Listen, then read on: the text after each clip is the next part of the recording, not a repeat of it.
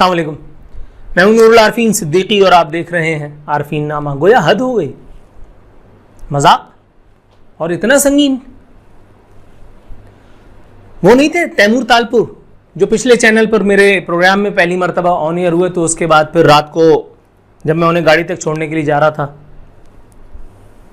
تو ان کا چہرہ اچانک سے موبائل دیکھ کر کے اور تاریک ہو گیا۔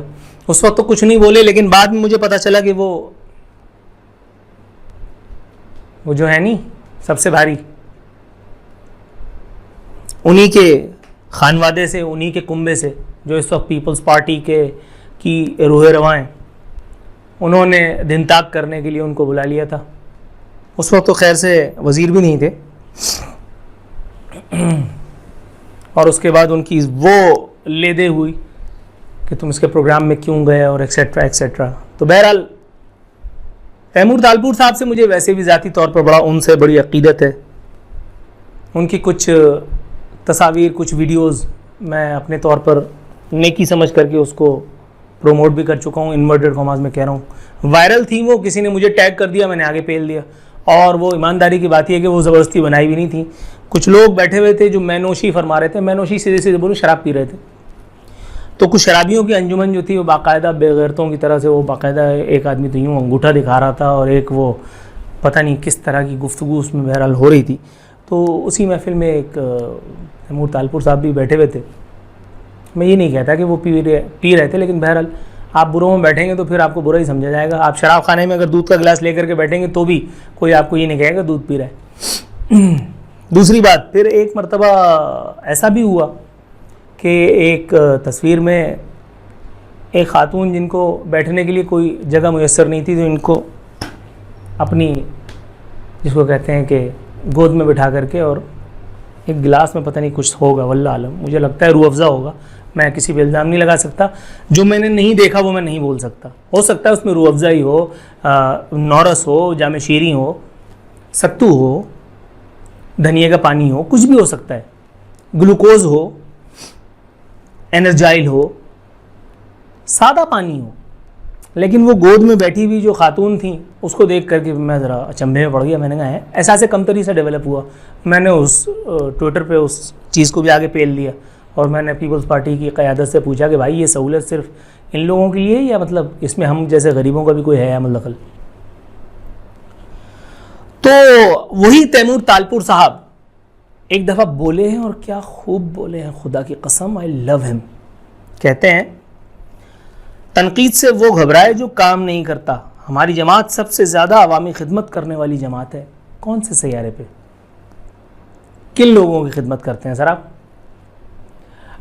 ٹرانسپورٹرز کی، اچھا، اور ذخیرہ اندوزی کرنے والوں کی، ٹھیک ہے، کمیشن لینے دینے والوں کی، ٹھیک ہے، اس بات پہ تو کوئی دو رائے نہیں ہے، اس بات پہ تو کوئی دو رائے ہو ہی نہیں سکتی۔ مطلب پیپلز پارٹی وہ واحد جماعت ہے کہ جس کو کبھی کمیشن پہ، میں نے ہمیشہ کہا ہے، میرا ایمان ہے، کمیشن پہ اس کو کوئی اعتراض نہیں ہوا کرتا، ٹروتھ اینڈ ریکنسیلیشن کمیشن ہو یا کوئی اور کمیشن ہو۔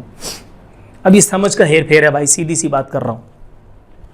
دوسری بات، ان کے کانفیڈنس کی داد دینی پڑتی ہے۔ میں سمجھتا ہوں کہ حکومتی جو پی ٹی آئی کے تبلچی ہیں انہی کی صف میں کم از کم یہ کھڑے ہوتے ہیں۔ پچھلی مرتبہ انہوں نے گوگل بابا کے لیے اپنی خدمات گنوائی تھی۔ انہوں نے کہا تھا کہ گوگل میپ جو اللہ مارا سروسز دے رہا ہے کہ جس پہ چل کر کے میں اور آپ اپنی منزل پاتے ہیں، فوڈ پانڈا والوں کا دھندا چل رہا ہے۔ انہوں نے کہا تھا در حقیقت ان کو یہ رہنمائی کی یا خضر کائنڈ آف سروس یہ سندھ گورنمنٹ دیتی ہے۔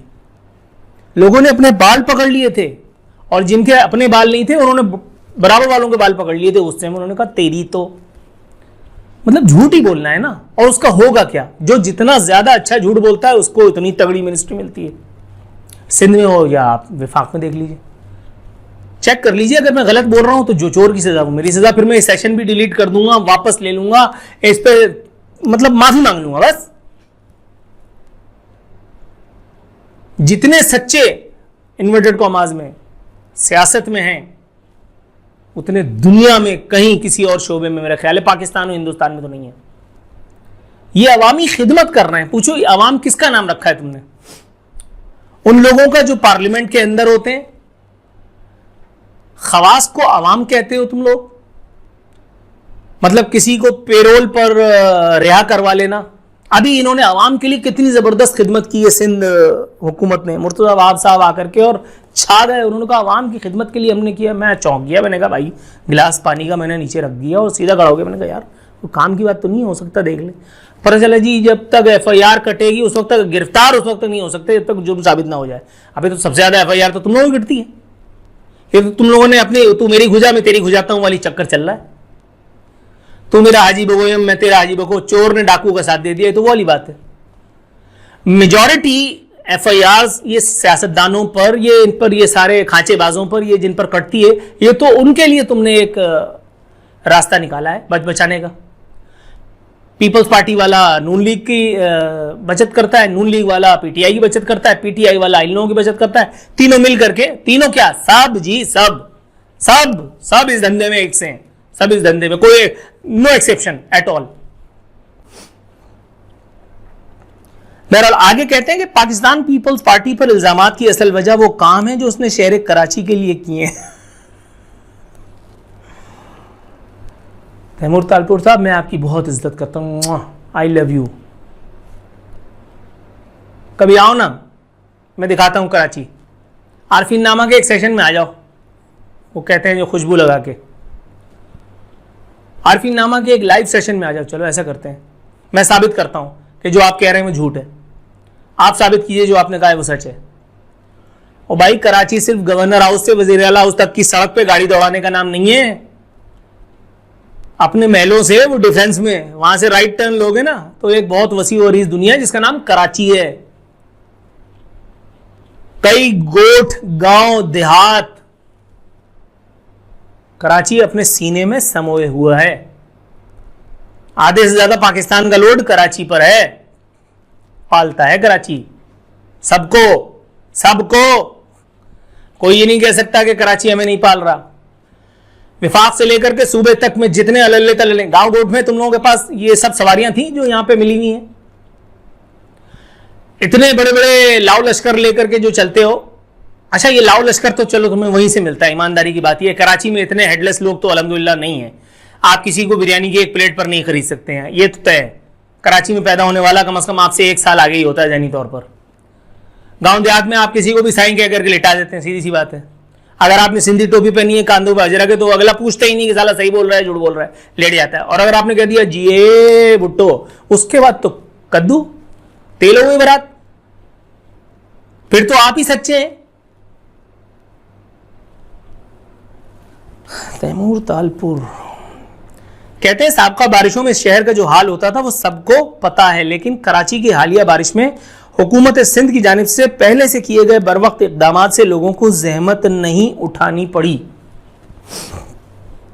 दोबारा वही हदीस सुनाता हूं नबी करीम सल्लल्लाहु अलैहि वसल्लम की कि जब तुम हया न करो तो फिर जो चाहे करो। तैमूर तालपुर साहब, जब आपने हया ही नहीं की तो फिर आप जो चाहे करें। फिर आप झूठ जितना भी बोलें कम है सर, कम है। कह दीजिए कि पिछली मरतबा की बारिशों में कराची नहीं डूबा। कह दीजिए कि अगर इस मरतबा खुदा न खास्ता उतनी बारिशें होंगी तो उसका जिम्मेदार न मुराद अली शाह होगा और ना मैं, न कोई और भुट्टो वाला। कह दीजिए, कोई आपका कुछ नहीं कर सकता। इसलिए कि जिन्होंने आपका कुछ करना है वो दर हकीकत आप ही के साथ मिल करके हमारी ऐसी तैसी करने में लगे हुए हैं पूरी शद्दुमत से। और उसके बाद सिर्फ एक नारा लगाते हैं, पाकिस्तान जिंदाबाद, और सब जस्टिफाई हो जाता है, सब कुछ जस्टिफाई हो जाता है। 22 अगस्त वालों को पाकिस्तान जिंदाबाद का नारा लगा करके और आपने नफीस कह दिया, तो फिर तो मतलब, और ये सब कुछ किसकी एमा पर, किसके कहने पर, किसकी मिली भगत से, किसकी मर्जी और मंशा से हो रहा है, क्या अब भी मुझे बताने की जरूरत है? No sir. तो फिर जो चाहे आप करें। कहते हैं कि इस वक्त शहर कराची के मुख्तलिफ मकामात के लिए सिंध हुकूमत 10,000 CCTV कैमरे नस्ब करा रही है, जिसके बाद आप समझ सकते हैं कि सिक्योरिटी का लेवल क्या होगा। सरमायाकारी बढ़ेगी, जॉब बढ़ेगी। यार खुदा का वास्ता है यार, 10,000 कैमरे कराची में, सिक्योरिटी बढ़ जाएगी। अभी भी लूटमार की, छीना झपटी की, स्ट्रीट क्राइम्स की, कत्ल की, गारतगरी की जितनी थोड़ी बहुत वारदातें होती हैं, जिनकी वीडियो फुटेजेस भी मौजूद होती हैं, क्या उखाड़ लिया आपने? कितनों को आपने फांसी पे चढ़ा दिया? बट रही है जमानत यहां, बट रही है जमानत यहां। نہیں کریں یار. سیکیورٹی کا لیول, سیکیورٹی آپ دیں گے. آپ ہی کے دور اقتدار میں کراچی میں ایک دن میں 100 لاشیں گرتی تھی. یار کوئی اللہ کا واسطہ, یار کوئی حیا شرم کرو یار, اللہ کا واسطہ. مجھے پتا ہے بڑا مشکل کام ہے آپ لوگوں کے لیے, بہت زیادہ مشکل. آپ سب ایک دوسرے کو دیکھ رہے ہیں, تو نے نام سنا ہے, یہ حیا کیا ہوتی ہے, وہ پوچھ رہے ہیں یہ شرم کیا ہوتی ہے. مجھے پتا ہے مشکل ہوگا. کسی مڈل کلاسیے سے ملو جو اپنے بچوں کی روزی روٹی کے لیے نا صبح سے شام تک خوار ہوتا ہے, جو بسوں میں کرایہ بچانے کے لیے پیدل چل رہا ہوتا ہے, سر سے پاؤں تک پسینے میں شرابور رہتا ہے, رات میں سونے کے لیے لیٹتا ہے تو کہ الیکٹرک تنگ کرتی ہے, پھر صبح اٹھ کر کے دوبارہ اپنی لاش کو گھسیٹتا ہے اور زندہ رہنے کی اداکاری میں ایک مرتبہ پھر جٹ جاتا ہے. اس سے ملو, وہ بتائے گا حیا کیا ہوتی ہے اور شرم کس چڑیا کا نام ہے.